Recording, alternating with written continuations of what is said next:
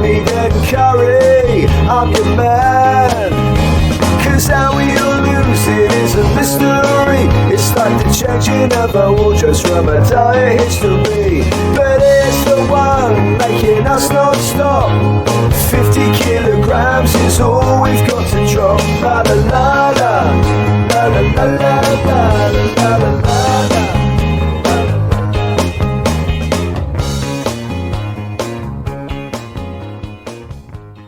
Good evening, ladies and gentlemen. Welcome to this week's 50 kg Drop podcast.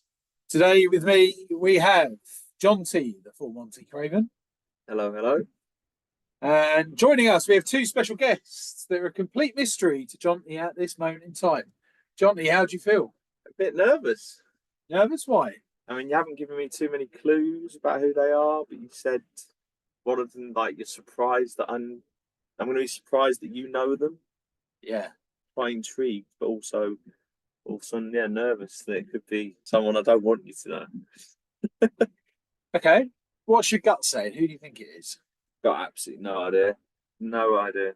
No? No guesses. Okay, guess number one. Reveal yourself.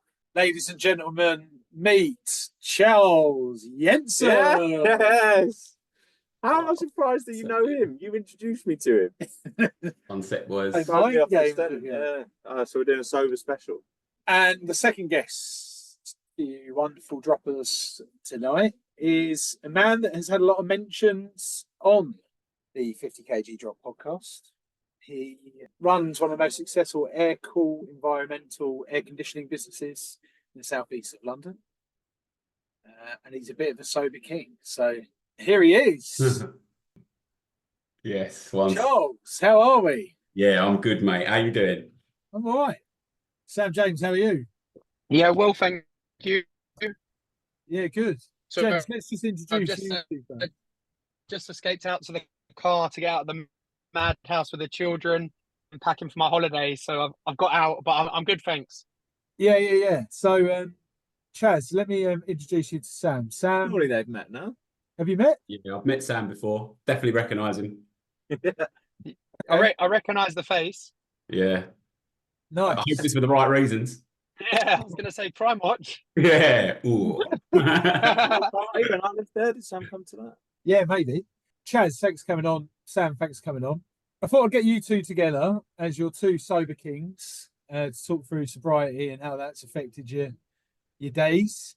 Sam, I think 600 days sober now. Just gone over 700 actually, but Whoa! yeah, that's cool. And Chaz, I know you've been on a period, don't know how long.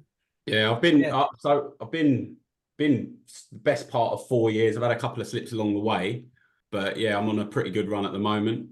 Quite a long time now. I did have a little blip earlier in the year, I'm not gonna lie, but back on the horse in like 4 months now. So yeah, doing all right.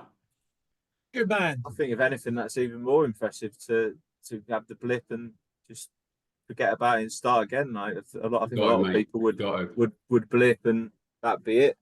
Well, we've all seen Chaz when he's having a blip, haven't we? It's the blippy. Yeah, I try and give up and fail every weekend. Two blips every week. I'm genuinely ill. I might actually be genuinely ill at the moment, Chaz. I'm getting daily headaches. So, boys, for the purpose of the audience, if you guys could just run through your journeys at the moment. So we're keen to do like a sobriety part of the pod and link it to kind of fitness, weight loss, that sort of stuff. Who would like to go first? Yeah, cool. I can go if you like. Yeah, go on, Sam. Yeah, so obviously as mentioned, I'll be coming up to 2 years of sobriety in the middle of October. I was just regular drinker, but like to drink a lot, and also a lot of my socializing was with the boys after football, from school years into university all the way through, just drinking, like to go to the pub with my mates, and I still like to do that. But yeah, obviously I just decided that enough was enough with the drinking. For me, it was having a massive negative effect on my life throughout, but I just couldn't see it at first. So I just basically wanted to wanted to gain a bit of control back, and decided to take the jump. And I said at first, I didn't say I'm going to do it forever or do it for years and years. I just said I wanted to take a little break, set myself like 6-month target, and went from there. But yeah, I would say that the benefits it's given me has opened my eyes a lot since I've been on the journey. And I suppose in terms of this podcast, I can see that there could be a crossover between how it can affect your day-to-day mood. I know that there's lots we're going to touch on, I know, but in terms of when I used to be hungover, there used to be massive triggers for me to go and eat rubbish food and then be feeling down for days on end, and that would lead to bad dietary choices as well. Nice. Chaz? Yeah, I think food was my first like thing of changing the way I feel. You know, like when you're a kid, and like I'm going to be very open on this podcast, by the way, like suffered from low self-esteem, feelings of like, you know, just like filling the hole in the soul sort of thing, really, like from a young kid. And I think sugar and food was like the first little thing I could do, like go to the cupboard, grab some chocolate, fill up on sugar, and it'd take that kind of weird empty feeling away. And obviously as that got into older life, the drinks and the partying and all that sort of stuff filled that void for a long time. But obviously it's a cycle of pain, because you're drinking a lot, you're eating bad, you're not happy when you look in the mirror, you're not happy when you're in your own mind, and you know, you get into a pattern where the drinks and going out kind of stems that feeling for a while, and then you're back on the horse with it. And you know, you guys have seen me in full flight, you know that I can, you know, I was partying terribly, and you know, it affects work, it affects everything. So decided 4 years that I needed some help, and I reached out to get some help for my drinking and stuff, because I'd lost control of it. Yeah, I can't drink safely anymore. Like, that's the truth. I know I can't. And I've been on this sober journey for 4 years, and it's been eye-opening, but it's also exercise and weight loss has come as a kind of byproduct of finding some inner peace and happiness. And obviously the alcohol, I didn't realize, because I was training for a long time whilst I was drinking, and I could just never get any results. And I just didn't realize how much the alcohol was just, for my own body, I don't know if it's the same for everyone, but it was just stopping any progress and obviously any consistency. Like I'd have like a really good week in the gym and then go and smash myself to bits all weekend, eat like 4 takeaways and wonder why I'm not getting any results. And since I stopped drinking, it's kind of just taken care of itself, really. Yeah, we've obviously the pod, we've tried a hell of a lot of stuff to try and lose weight. We've noticed that we only actually lose weight when we're sober, regardless of having a couple of drinks here and there or doing it Thursday, Friday, Saturday. It seems to be just a recurring, which makes it really hard. And you, John, you've had the Wegovy jabs, haven't you? Which tended to not work. Yeah, so I don't know how much of a listener to the pod you are, Chaz. Yeah, I need to catch up a little bit, mate. Yeah. It's been quite a new. I just saw it on that. Yeah, mate. There's lots to listen to. Have you heard of Ozempic, Wegovy? Do you know what that is? So I've heard about. Is this the jab that stops that part of the brain from fantasizing over food, like that kind of real like addictive part of the food style? It stops you being as hungry. It stops you being So I've spent £1,500 on it, done it for 6 months, and managed for it to not work. Like, is that part of it? Did they say that that's part of like? They said my first question. We got the guy on the pod that sold it to us, and that was my first question: can you drink? He was like, yeah, but obviously not drink to my levels, because I was still drinking. I was probably drinking 10,000 calories worth of alcohol, so it's quite hard to lose weight when you're still drinking. If you want to eat McDonald's, you haven't got that many calories to play with. So yeah, I've completely failed it. Oh, you've lost a bit of weight. But yeah, I've gone 4 weeks sober. But I think basically it allowed me to go out, get drunk, eat what I wanted, and not gain any weight. Yeah. So that's still a win, though, really. You could have been in a way worse situation if it wasn't for the Wegovy. But yeah, I've given it, and then I've now finally lost a little bit. I've lost 15 kg or something like that since the start of the year.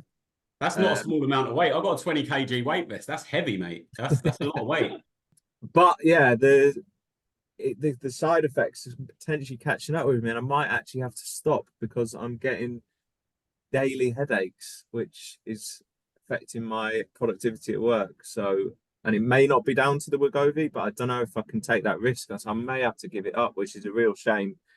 I'm just How's getting your hydration, John? Are you yeah, perfect, hydrating? mate. I'm taking Yeah. electrolytes every day. I'm drinking, so it's definitely not to do with hydration. The only thing I think it could be is screen usage. Overusing the screen, because I spend quite a lot of my evenings on my mobile phone, which for the last 4 months old phone as well, so I've got a brand new iPhone now and put the settings on, like the blue light settings, so hopefully that gets rid of it. Maybe blow your WhatsApp messages up to that really big font like the old people have as well. Yeah. How did we get onto Wegovy? Saying it didn't work with drink. No, but why did we get onto Wegovy? Because I said it didn't work with drink. Yeah. So yeah, even an expensive weight loss drug like Wegovy, you can't lose weight if you're drinking with that. I don't know how true this is. I probably need to get some sources for it, but what I've been told and what I've heard a few people say now is that like the liver has a job to do, and when you poison yourself with alcohol is essentially what you're doing. Your liver basically has a job to get that poison out of your body, but when it's functioning properly, when you eat the fats, the sugars, all that sort of stuff, it kind of compartmentalizes it. You store some, you lose some, and all that sort of stuff. But when the alcohol comes in, it can't do all of the functions that it needs to do. So a lot of the food that you put in during that hangover stage, during the next day and all that sort of stuff, it goes straight into storage because it's just working to get that stuff out your blood.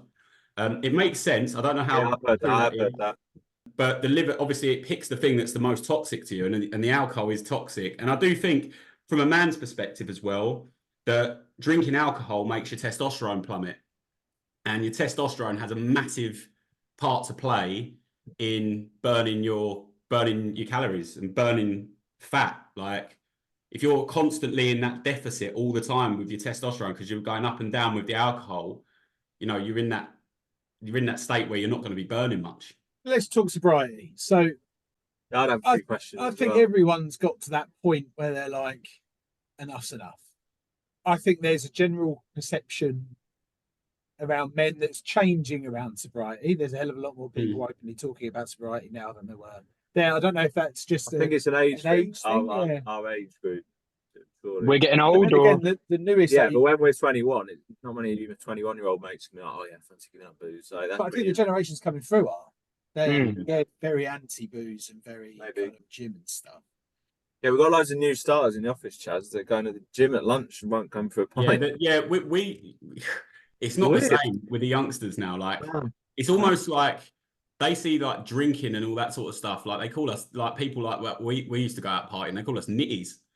Like that's the truth. Like, it's not cool to be like coming in at 4 a.m. and stuff like that anymore. I don't think. Like, what do they call us?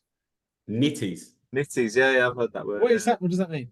It's just like, it's basically like if you see like a streetwalker, like, like addicted to like serious substances, like what we would call partying that goes hand in hand. Don't need to kind of say it, but we know that that's become like really like ick, like and I think the rave scene and like the people still go to festivals and do a bit of like the party stuff, and that's kind of more socially acceptable, but the whole like cubicle boozing in pubs is not cool anymore. Let's talk about your guys' experiences. So what was your kind of changing moment? And more so, I think for people that are thinking about this, what was the strength that you had to actually continue it?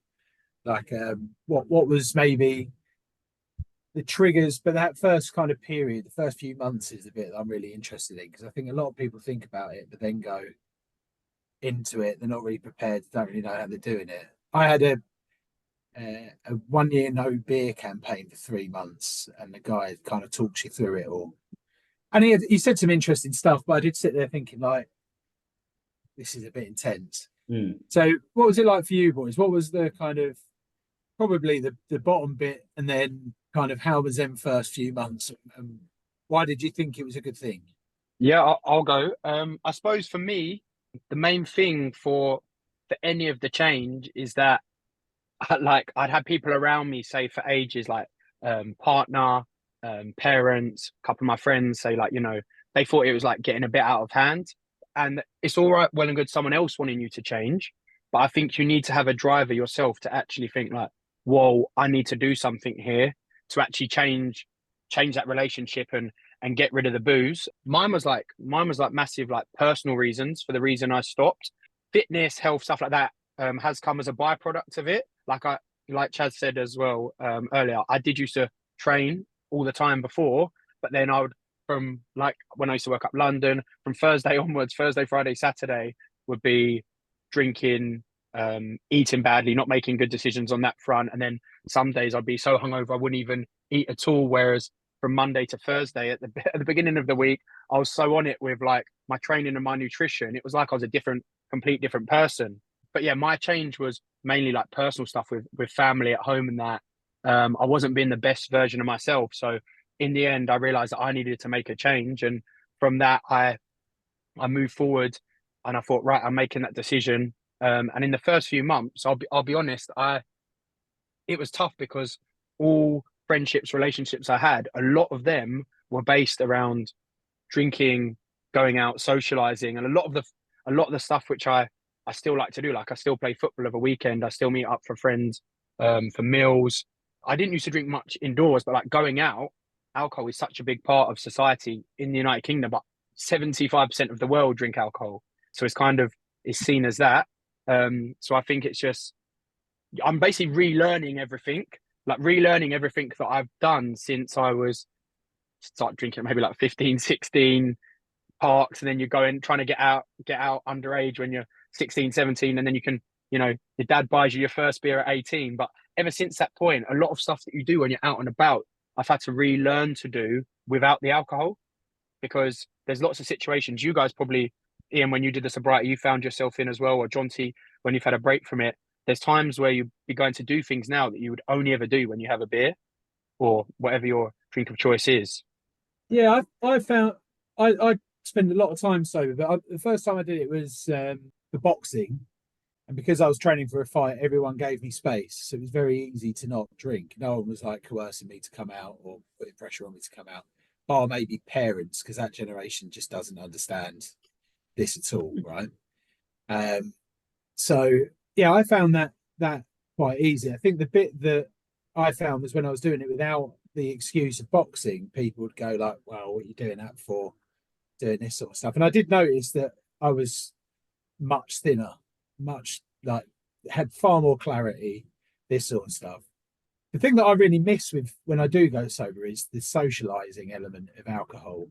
And even though some of them nights are pointless at times, there is that kind of relaxation that alcohol brings that I don't think I can fully not have again. Like I don't think I'm in a situation where I have a drinking problem, because I can turn it off whenever I want.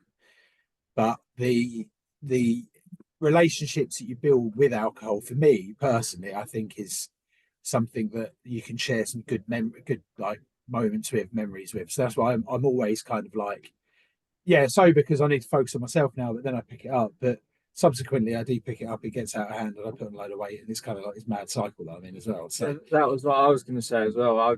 My plan is to find a sort of happy compromise of boozing, I don't know, 7 or 8 times a year. And did you two ever plan that as a compromise where you drink less and couldn't do it, and that's why you had to go with the sobriety route? Because I think that could be an option for me, that if I can't find this compromise soon, I might have to go full sober. But I've tried.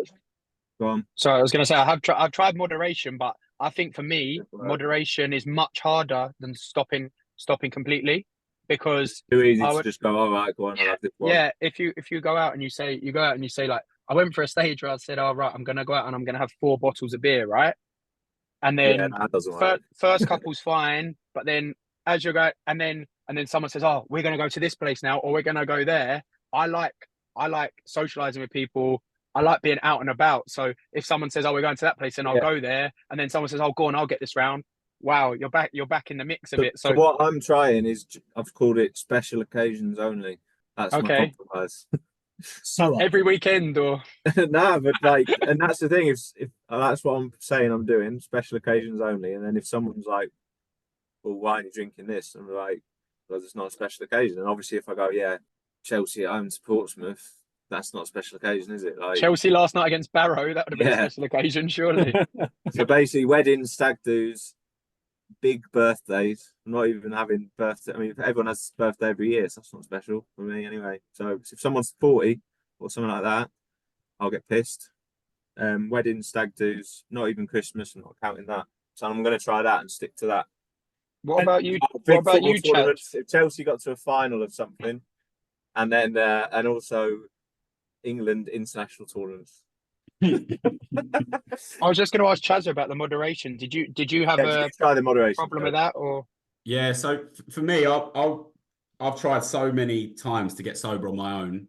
The longest I ever got was just under 90 days. But for me, alcohol was never part of like a social event. It was a solution to my problems. Like for me, alcohol was the ease and comfort that I couldn't get anywhere else. I've got a very loud head. I've been diagnosed with like off the charts ADHD, so that probably didn't help. And it's all quite linked. But for me, I tried so many times to get sober and promised myself and the dry Jans and all that. And I was just sick and tired of being sick and tired. Like I was fed up of like the failure of it. Because when I said I was going to get sober, I meant it. If I was on a lie detector machine, I would have passed it as I'm never drinking again. There were so many kind of consequences to my drinking.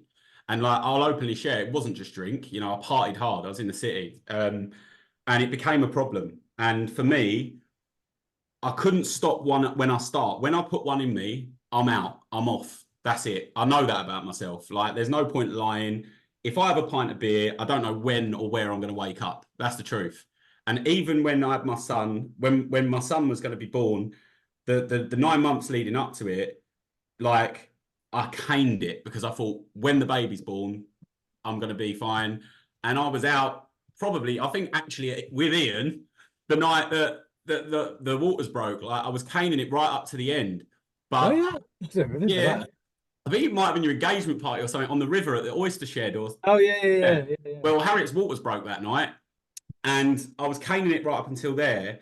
But there was always like when this happens, I just thought I was going to stop drinking. But the truth of the matter is, with the pressure of the baby and work and responsibility, it actually got worse. Like I couldn't stop.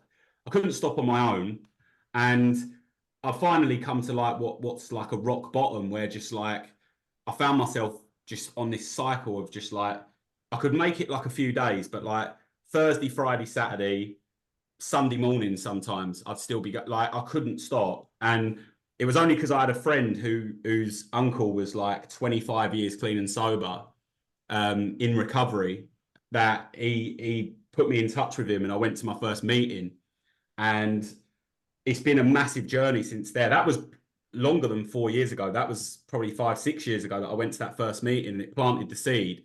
And I carried on trying to stop on my own and thinking I had control over it. But the fact of the matter is, like for me, drink or mind-altering substances are just something that I use as a solution to not feeling right. And it doesn't always mean a bad thing. Sometimes it can be excitement, like a really sunny day, need a drink. Oh, I've had a big paycheck, need a drink. Everything was like, it got too messy. And I went into recovery and just started learning about a new way to live, and got myself a sponsor and went through the 12 steps of recovery and learned about myself and why I am the way I am, and just managed to find a way now of living peacefully where I don't need to change the way I feel. I don't need, like, I've had major things happen in the last 4 years, big stuff, family breakups, deaths, you name it, all the excuses under the sun to drink. And it's funny, the little blips that I've had have been more where I've just thought, well, it's been a while, maybe I've got this now. It's never been on a big thing. It's never been on a tragic event, or it's just where I thought, maybe I haven't got a problem. But every time I pick it up within a week, I'm back to ground zero, can't stop. So it's a little bit different for me. I haven't got a choice. Like I see myself as having a serious drink problem. So if I drink, all bets are off. So for me, it's like I have to do my recovery. I help other people. Last year, I helped a guy who was a 25-year daily addict get clean and sober. He's still clean and sober. He's still my friend. And like, it's just a community of sober people. So all of my friends are sober. I don't have any friends that drink or take drugs. And it's taken 4 years to build those friendships, but my entire circle is sober. Who did you go out with when you break then? Well, one time was with work, because I love that city life as well, mate. Like, but the all of it doesn't work. The geographics don't work. Wherever you go, you take yourself with you. You can move anywhere. Move to like the top of Iceland. You'll find somewhere that sells booze because you'll get bored. And like, I think I've tried everything. It didn't work. Recovery is the only thing that's worked for me, and not everyone needs recovery. If you've got a bit of like if you're a heavy drinker and you can just stop and white knuckle it for a couple of months, get used to it and go on, then that's great. I can't do that. Like, for me personally, it's like, yeah, if I don't go to meetings, if I don't do my recovery work that I have to do on a daily basis. Yeah, so I was going to ask that. Now that, I mean, you've shown that you can do it, so would you not consider another attempt at finding a compromise or moderation? But if you've answered it yourself that you can't do it. It's not worth it for me because, like, I'll go out and I'll enjoy a night of drinking. The last blip I had, I drank a bottle of red wine. I didn't go mental, drank a bottle of red wine, but I lost all of my sobriety. Is that not a sign that you can do it? Is that not a sign that you can do it in moderation? No, because I lost all of my sobriety time. The guy that I was sponsoring had to go and get another sponsor. It actually made me feel awful, the whole thing, because I love that side of my life. Because of the group you're in, you had to be honest. And yeah, exactly, because it's a program of honesty. I'm the world's biggest liar, mate. I had a big ego and a low self-esteem. I wanted everyone to think I was sweet and everyone to think my life was good. And I'm Chaz, like party Chaz and all that. But the honest truth is, inside I was dying, mate. Do you know what I mean? I was like so unsure of who I was, what I liked even, all of that sort of gear going on. And as men, you don't really get to talk about that stuff. You don't go and talk to your mate about that stuff. Recovery gave me a safe place to share that stuff with other people. And you realize that there's so many people. When I go to meetings, there's millionaires in there. There's celebrities in there. There's people that have come from the street. Like, it doesn't discriminate. Like, having this kind of issue where I just have a problem with alcohol runs in the family as well. Do you know what I mean? But it's definitely been the best thing I've ever done is getting sober. The best thing I've ever done in my life. My life has transformed. Like, I'm 33 years old. In the last 4 years, I've lived 10 lifetimes worth of real living that isn't blinded by substance and alcohol and just being fake and not being authentic. Has been 4 years. Like, it's been like more than the 30 the 29 that was previous, Yeah. Let's delve into them kind of first few months then. So for people that feel like they're at that point, what support is out there for you guys, and for people that, as you've both gone through it, what advice do you have for them? You've both gone through different routes, right?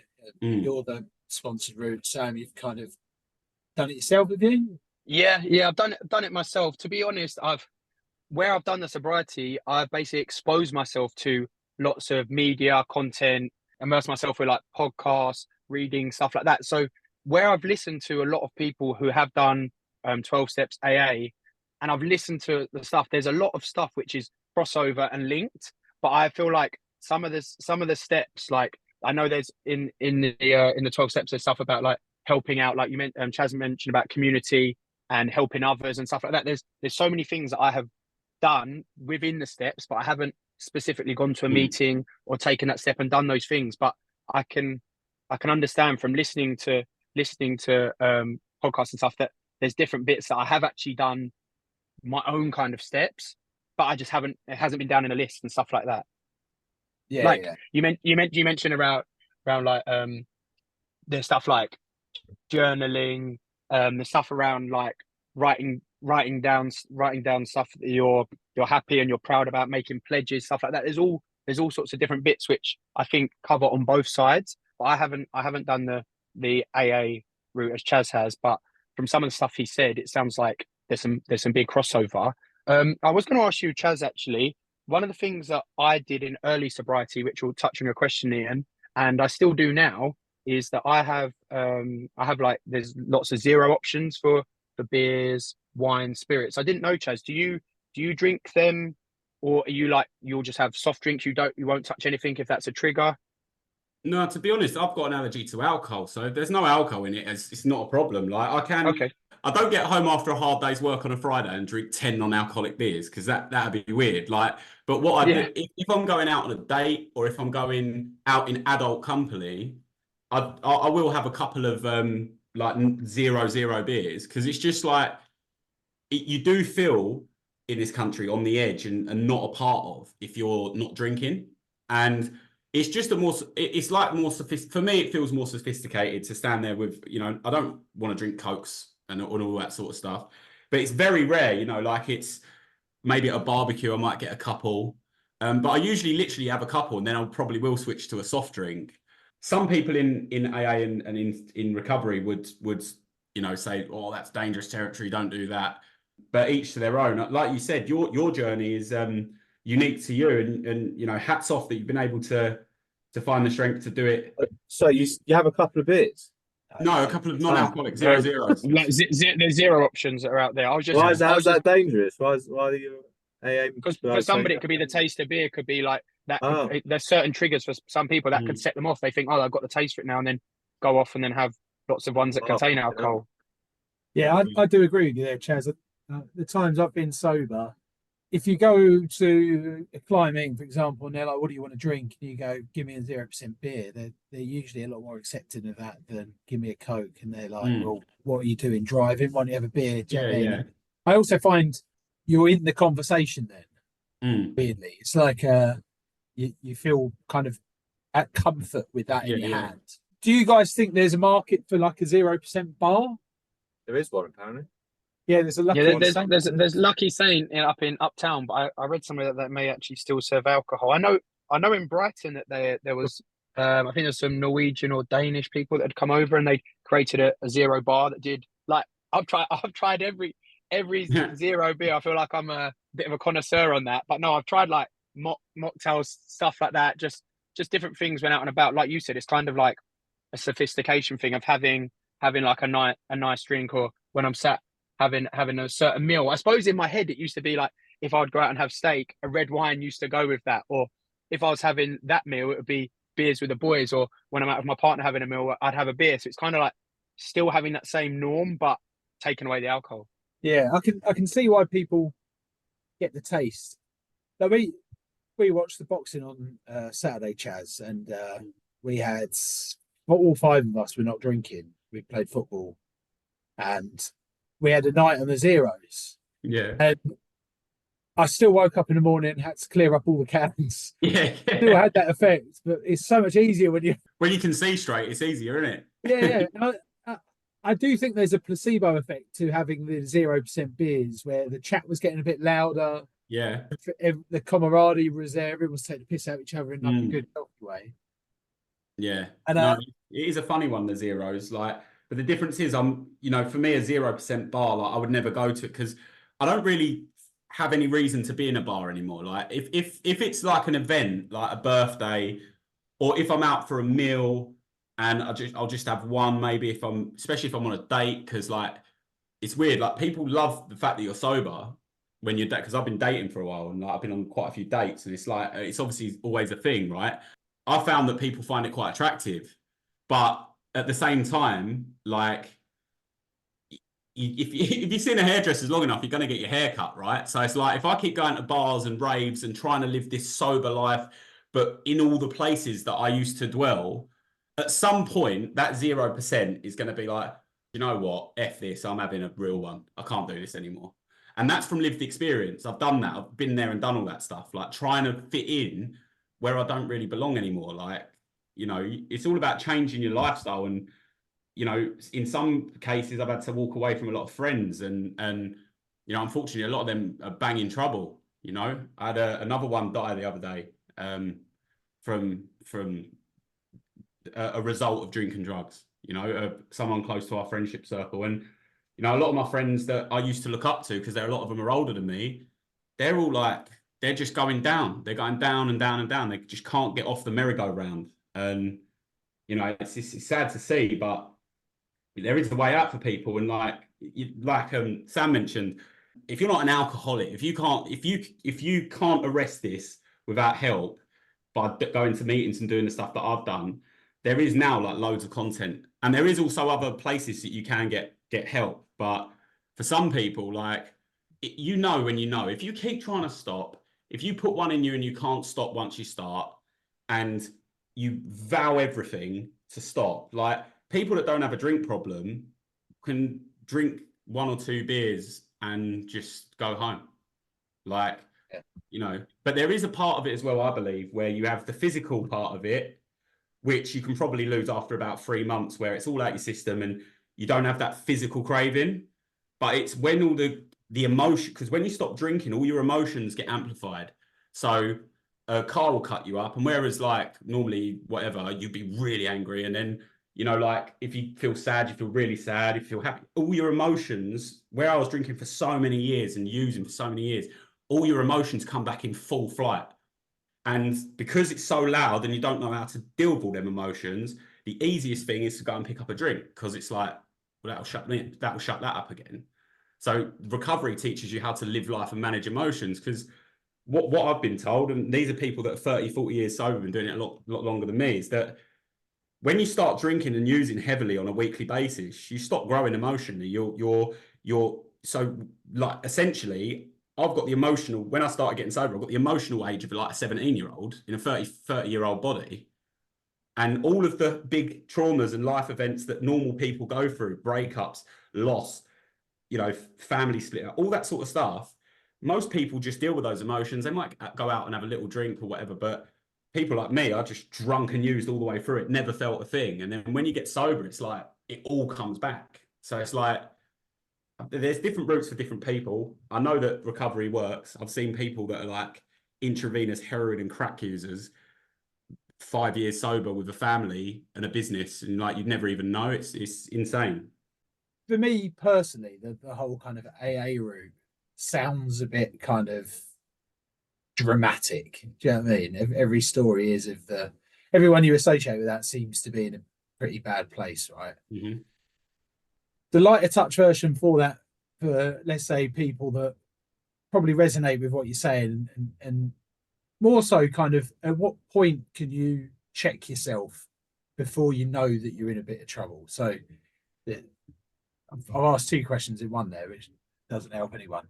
But let's say there's patterns. Was there patterns that you were doing away from the kind of extremes of not coming home all weekend and that sort of stuff? But because some people find that quite funny, don't they? It's like, just, well, yeah, I had too much, was hungover, it is what it is. But is it I noticed with cigarettes, I couldn't go a day without cigarettes, so I had to give it up. And then I remember getting a long distance flight and was ready to kill someone because I hadn't had a fag. So is that the same with booze? Do you notice patterns with that? I think with me, the patterns were like, the writing was on the wall. Like, I'd try and get sober. I think when you decide you don't want to do it anymore, you don't enjoy it as much anymore. And then for me, like, you've got lived experience of this, Ian. Like, when I put a drink and something else in me, I'm like, I'm wild, and I say stuff I shouldn't say. I do things I shouldn't do. And then I wake up the next day with all the remorse, the shame, the guilt of like, what have I said? What have I done? Blah, blah, blah. And the patterns of behavior. And it was really when Ted was born, he's nearly 5 now. When Ted was born, all that shame and that got more amplified because I'm a dad, but I still couldn't stop. And like, there's so many times, even when I was back working in the city, where I'd go out for a pint, or I'd just lie to myself. It was a lie. I would go out for a pint, roll in at 4 a.m. again. You know, there was times when I was walking in the door to the flat and they're walking out to go to school. Like, the shame is just like too much to handle. But that's coming from someone who's vowed they'd never do it again. Vowed they'd never. It's like, it's a cycle of like, you just forget. It's like that excitement takes over, that mental defense goes, and you have a beer, and the selfishness of it as well, like that self-centered thinking of just being able to like lie, affect all the people around you, and just do it anyway. Like I was affecting, my behaviors were affecting not only me, but my family, my friends. And I just felt lost. I felt completely lost. I felt like the shop front looked half decent, but the stock room was completely empty and void of everything. Do you know what I mean? And recovery has helped me to fill that up. But in answer to your question about like, when do you know? What are the warning signs? Like when do you know when you need to go to a meeting versus when you need to go on YouTube and look at some videos and see if you can get some inspiration and stop? The simple question is, when you make that decision to stop, if you end up with a drink in your hand again, or worse, or if you keep following that cycle of like promising and lying and letting yourself down, then you can explore all the options. If they don't work for you, go to a meeting and just listen to what people are sharing about in that meeting and see if you identify with their feelings. Because drinking for me is a symptom of an illness that I believe I have, which is centered in my mind, where it's something that it's not what I believe I have. It's the ism of alcoholism and stuff like that. It's a symptom of the fact that I just can't seem to. I'm maladjusted to life. I can't seem to just float through life like some people. Recovery gives me the tools to be able to kind of flow, because without that, I'm either up there, down there, or just wild. And when you get to 33, it's not cool anymore, man. Like it's just not. Like, so yeah, I mean, go to a meeting and see for yourself is what I would say. If someone's struggling, like, and if that depression kicks in and the suicidal thoughts, like I was having suicidal thoughts, man. I didn't want to be here anymore. Like I just drinking and using against my will, not wanting to be here anymore. And for me, I think most people go into meeting when they hit a rock bottom. They've either tried everything else, or, the stuff on the internet's not working, or they've got 4 months sober. They might have white knuckled it and not put a drink, but everything around them has got worse. And people walk into a meeting as a last resort. That's the truth. So, they're there for if people need it, but there are other easier, softer ways that work for some people that don't have what I believe I suffer with, because I've tried everything, mate. Therapy, all of it, and none of it works. This is the only thing that's kept me sober. Fair enough. And Sam, you mentioned you weren't going for the AA route and more kind of social media and stuff, but what was the stuff that really resonated with you that was kind of like, well, maybe I've got a problem, right? Yeah, the fact that I'd said to people, right, I'm not gonna. I'd be so hungover. I'll be feeling like right, I'm not doing this again. And obviously, Chaz mentioned around children as well. I had a little girl, and I thought, oh, that would snap me out of it and change my ways. But it still didn't. Like I'd still go out, get pissed, and then end up being like selfish, not basically doing things on a day-to-day basis. When I'm sober, I wasn't acting like that when I was drunk. I was showing all different behavioral types of ways of acting. Like I wouldn't dream of acting like that when I was sober. Basically, I'd be annoyed at myself, and you feel like you kind of let yourself down because you said, oh, I'm not going to go out and I'm not going to get pissed. That touched on the moderation as well. When I said I'll just do that and then got carried away and went out again. I would say that, yeah, I've realised that I had a problem. Obviously, it's like you mentioned with the AA thing. Maybe that could be seen as scary, because saying you're an addict or admitting you have a problem with something is a really big thing to do.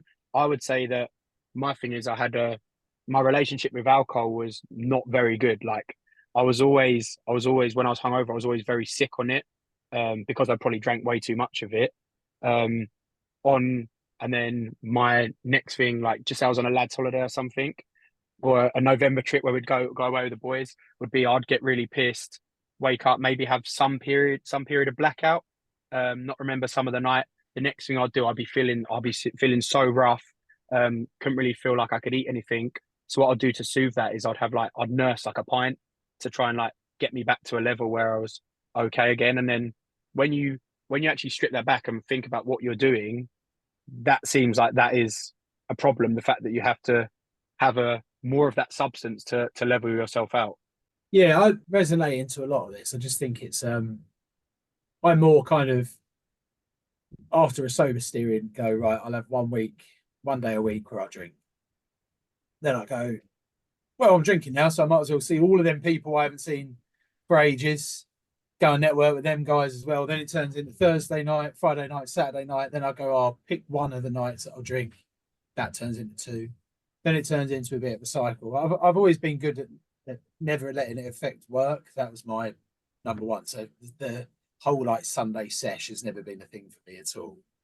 And I had clear rules with that. But I do see it consuming people.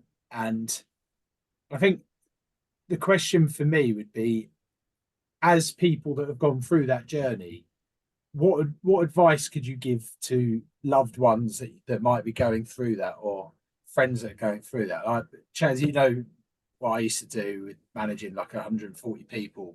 You have a hell of a lot of lives that you're kind of responsible for, but there's also a line in business where you don't want to be kind of singling people out, for example. But rolling back the years to the like you mentioned, them kind of times where we're probably celebrating the fact that someone hasn't been home all night, that sort of stuff. What actually is the route to be having there? Because I think if you come into someone at that point where they're like crazily hungover saying, I think you need some help, is that the right thing to do? Or is it, or are you overstepping the mark there? Acknowledging that someone's behaviours and the way that they're behaving is worrying is one thing to do. But I think Sam touched on this earlier, and I've seen firsthand in the meetings that I go to and stuff, where you've got parents that have got unlimited money, keep putting their kids into rehab, this, that, and the other. They die. Because until someone is willing, and for me, broken enough, just enough to be willing, because I've got a big ego and I think I know everything when I'm back then. Like, I wasn't willing to accept this, like what, you know, labeling myself as an addict or an alcoholic first and foremost. That's why that's step one in the 12 steps, admitting that I'm powerless over alcohol, because I am.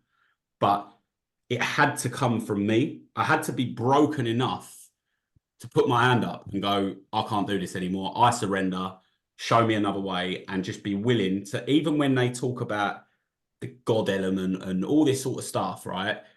I was still willing that Charlie's way of doing this does not work. These guys are 20 years sober. They're happy. They've got businesses. Their families love them. They're helping other people. They're so far away from the person I am right now. I'm willing enough to do that. The fact of the matter is there's this dangerous ground where people tend to kind of hover. I went to the very bitter end with it, but a lot of people will do that thing where they get to that point where they're going over a little bit, pull it back a little bit, and then go there again and pull it back a little bit. But you just stay still. And you know, my advice would just be, if you know that you're done, just ask for help, reach out for help. You know, from my route, different to Sam, you know, you've got the AA hotline, just ring them, tell them how you feel, tell them what's going on. They'll tell you where your local meeting is. It's free. Go there, sit there, listen. If it doesn't connect with you or resonate with you, then maybe you haven't got a problem. But I sat in that meeting and every single person could have been telling my story, talking about the way I feel, my head, and I was like, Jesus Christ, like I'm in the right place. And my question is more from helping others, because I've reached out to people in the past, right? And I think you can alienate people where they then start lying to you, because you've seen what they feel, and you kind of say, look, I think you're in a bad place. They then drink away from you or hide away from you, or you get that reputation of don't really want to invite him out. He's kind of he knows too much. Maybe is maybe the route. What do you think the best approach is to actually have that chat with someone? Because I was always a believer that you did it through actions. That's why I spend periods of time sober. People find that irritating sometimes, where I'm saying, actually, I feel great. Get irritated with that. And I just find it so difficult to extend an olive branch in a subject that makes people so defensive, right? Well, I think people that get defensive probably know that they've got a problem for a start. Because if you didn't have a problem, it's like what they say in AA, if it's not a problem, it's not a problem. It's a problem when it is a problem. And unfortunately, my personal experience, I can only speak from my experience, it might be different for other people. If someone's got a serious problem and they're an addict or an alcoholic, no human power can help them. Not their mum, their dad, their best friends. In fact, what everyone does is they end up draining the lives out of themselves trying to help this person. Like, the best thing you can do is find someone who's in sobriety, in a meeting. If you know anyone that's in meetings, I'm always happy if, you know, if anyone wants to give my number to anyone that's struggling, just so they've got it in their phone and say, when you've had enough, ring that number. And then someone like myself or someone in recovery will drive to pick that person up when they've made that call themselves, take them to a meeting, and that's when your journey begins, when you've had enough. You can't make other people have enough. You can't make other people want to change. Like you can bring people down when they're up, but you can't bring people up when they're down. That's, you know, a saying that I really believe. Like people have to do it for themselves. That's my experience. It's very similar to weight loss. It's like you could be the biggest person on earth and still not want to listen to any advice to get that off and blame everything else than having a conversation with yourself. So that makes total sense. And for you, Sam, do you resonate with that? Yeah, I was gonna say, no matter like like I said, the people that were saying to me, "Oh, maybe you're drinking too much." It's kind of like if you had a personal trainer who's really, really overweight, telling you to get down and do 10 press ups or whatever. The people that were telling me that, saying maybe you should have a break from it, they still drink now, and they have drunk. So I think it has to be you personally that needs to make the change, because I don't know, it's all right someone telling you to do something, but you're never ever going to make that change unless you actually deep down in here that you actually want to do it, and you want to stop all this stuff that's happening and see a different light, see a different way. So it may, obviously you can say to someone that maybe identify, oh, that's getting a bit too much, but then at the end of the day it's got to be themselves that wants to change it. Like Chaz said, there's people that, parents of like these millionaires that throw money at someone, but if they don't want to change, then they're not going to change. Yeah, sure. Okay. So the kind of positive messages from people on social media and stuff like that, in theory, is like going to the first meeting, isn't it? It could be the realization or the olive branch that people need that isn't directly in their kind of inbox or directly talking to them. Actually, there's a big place for that in society if we can make it more normal and talk about sobriety a bit more. Yeah, I definitely agree with that. I think it's connection. Like when you've got friends, like what I noticed is as a man now, I've got a group of friends that I've built over the last 4 years where I can tell them anything, the truth, the real truth, not what I want people to see, the real truth. How many of my 20 mates that I used to drink and booze with do I call to tell them about issues that I'm having or things like that? I think if you can find people that are like-minded and sober, you have a real connection with them people. They're all trying to do the same thing. It's not easy, but you start to develop real connection. And what I realized is literally every single mate, I turn up at their birthdays and I'll have a laugh with them on WhatsApp.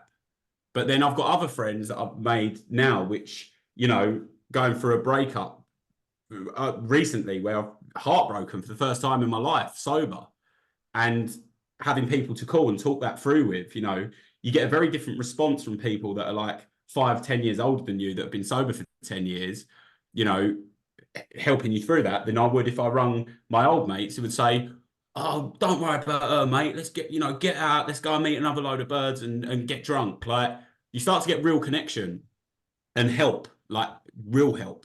Like, and that's what I think has been a big thing. And that leads back to what you said, like, connection with others that are in the same boat as you, getting people that are wanting to do the same thing together. So for example, in a work environment, yeah, why not have a sober group, you know, where you're all trying to get sober together without all this drastic help, as you put it. Like if you don't need it, you don't need it, but doing things together, all in the same boat, supporting each other, ringing each other, asking how your day's gone, how you feeling today, how's your emotions today. Because when you give up drink, mate, life gets very real, and it's just about support networks. That works in recovery, but it also works in out of recovery as well. It's just having a little flock of people that you can trust and work with through the sobriety, I think. Sam, do you find the same thing? Yeah, I was gonna say that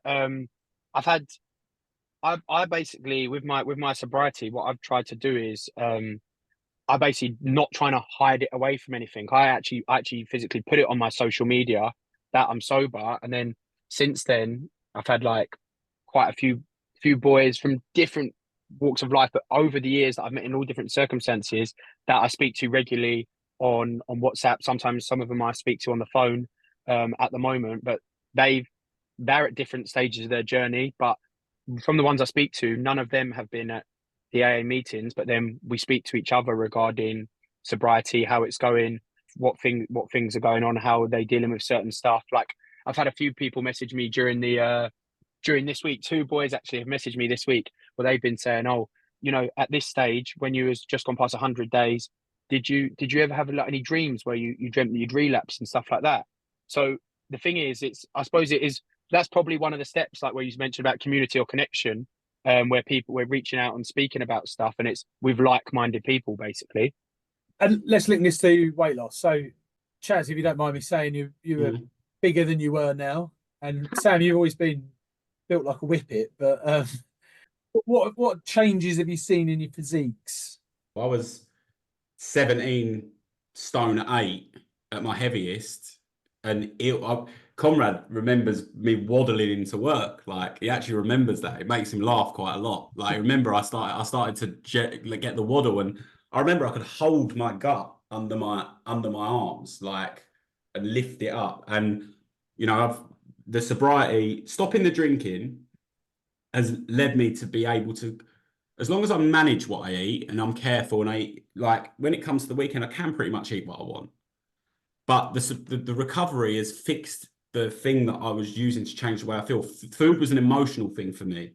Like if I was feeling a bit crap, I'd eat loads of food. I would eat to change the way I felt. So I don't need to do that anymore. So the sobriety is directly linked to it.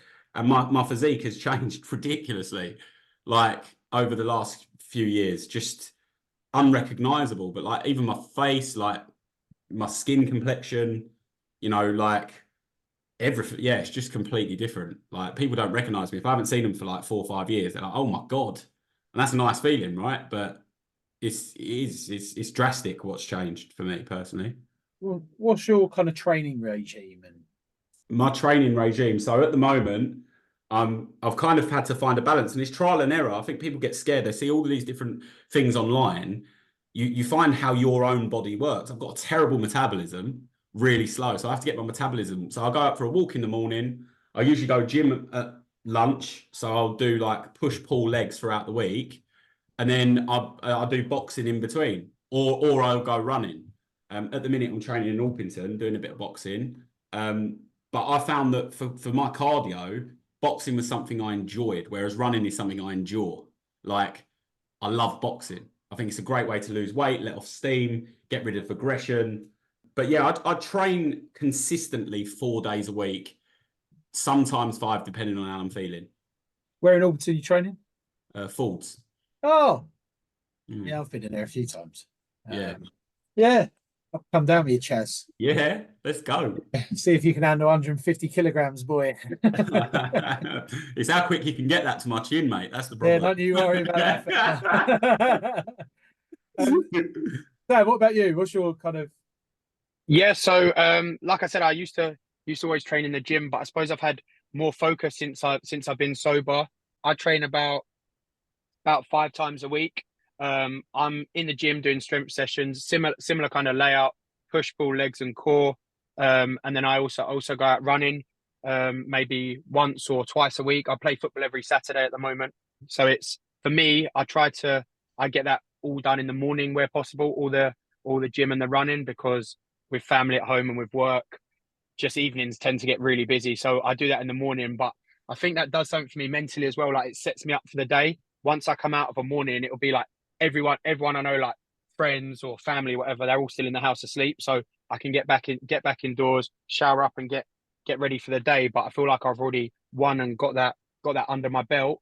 In terms of physique, I would say that I did used to train, but I blow things out. And I feel like I was a bit like skinny, fat, like a bit swollen. Like I still could, like, if I tense, I could still have some muscle, but I felt a little bit just swollen for the drink, and everything was a bit like, just like not really sticking out, not really pumping like it should be. Whereas since I've gone sober, obviously improved my focus on diet and nutrition. That has definitely helped, but also improved my focus in terms of when I'm at the gym or when I'm out running, you can work to a higher intensity, because it'll be so easy. I feel like with motivation to give up a little bit quicker if you have been drinking, or if you're not feeling as good from that.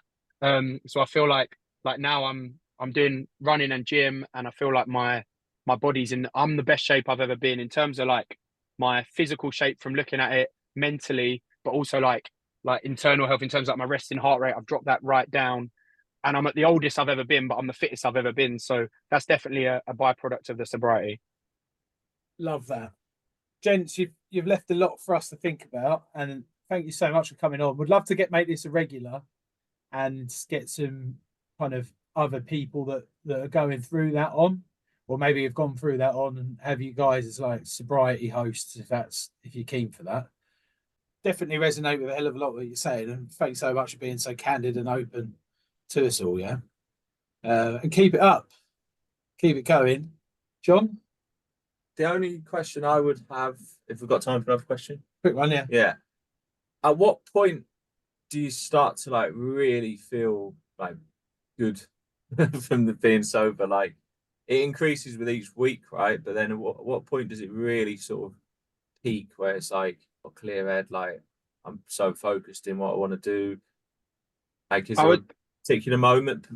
I would say for me that maybe like the 3 month to 100 days after that point, I feel like your body's like pouring out from the years of boozing, and yeah, obviously even if you have breaks, you were still then boozing every couple of weeks. I had a month recently, and if I'm honest, I didn't feel that great. Yeah, no, I would say like everybody focuses, like a load of people, there's this huge thing about dry January, but everyone just trying to get to the end of that. And after 30 days, I definitely didn't feel great. I would say after maybe like the 100 day mark, 3 months, and I'd forward out like clearer head, and also like when I was moving about movement, then I was feeling so much better afterwards.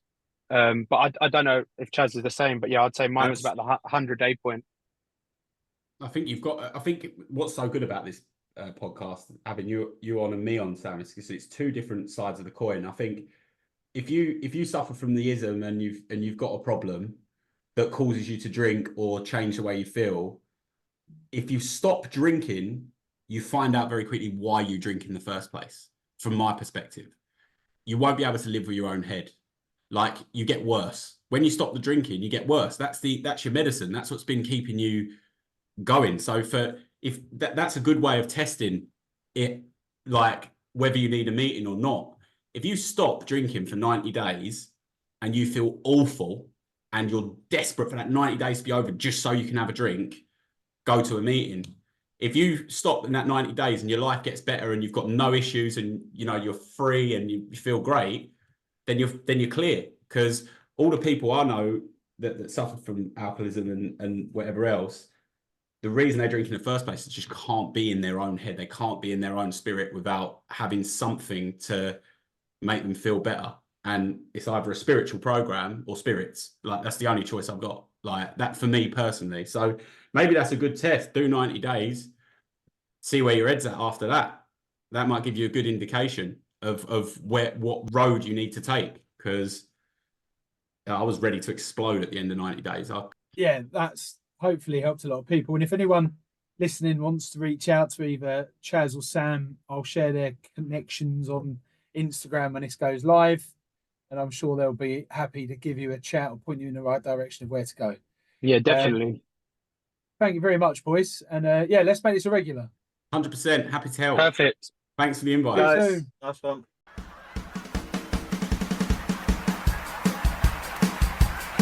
We've got some diet plans, health scans, sugar bans, fitness fans, PTs, injuries, laying off the Chinese, ball games, gym chains, protein gains and skin tight tops, and we ain't gonna stop until we hit the 50k.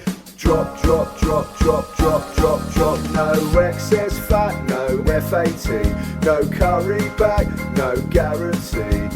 Rough or buff, lean on me, we'll end up as fit as a pig.